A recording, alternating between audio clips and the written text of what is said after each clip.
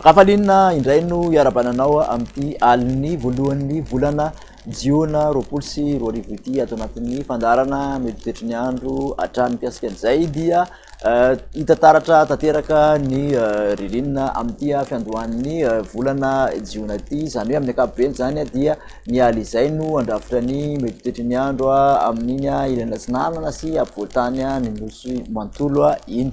Vokatra ihany koa dia hidina ny maripana amin'ny ankapobeny na ny ambony indrindra na ny maripana ambany indrindra amin'ny ilana tsinanan'ny nosy sy ny ilana tsinanan'ny ampovoantany mantolo iny.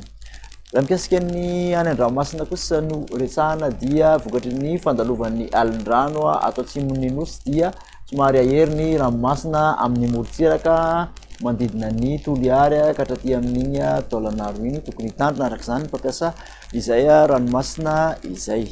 Hojerentsika avy hatrany ary ny toetry ny andro ho an'ny rapitso maraina, hitantsika fa anorana ny tala analanjirofo atsinanana amin'ny tapany avaratry vadiva fitovinany iny ho an'ny rapitso maraina, somary andrahona kosa ny ampovoantany mantolo izay raha nerika izy amin'ny ilana tsinanana Analamanga, Amoromania, Hotomatsiatra ka rahaty amin'iny Iorumbea iny. Aty amin'ny faritra sisa kosa aloha dia Omaina.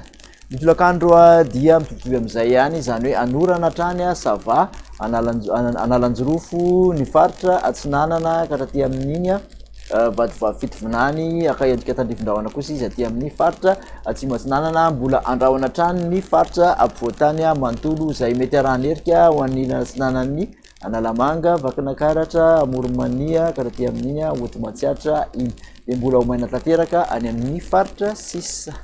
Mikasika ny vina maripana indray dia mandidina ny folo ka hatramin'ny 13 ny aty amin'ny faritra ampovoantany izay nahitana vidinany moa zany ny ambany indrindra, ary mandidina ny 120 ka hatramin'ny 13 kosa ny ambony indrindra izay nidina ihany koa. Aty amorontsiraka atsinanana dia mandidina 17 ka hatramin'ny 20 ny ambany indrindra raha toka, 17 ka hatramin'ny 20 ny ambony indrindra. Ny morontsiraka andrefana kosa dia 20 ka hatramin'ny 20 ny ambany indrindra raha toka araiky amin'ny 30 ka hatramin'ny 20 ny ambony indrindra. Tahantsika moa fa dia 3 amin'ny 30 no maripana ambony indrindra ataon'ny manerana ny nosy, zany hoe any Mahajanga sy Antsohiatra hatrany natazanana izay maripana ambony indrindra izay.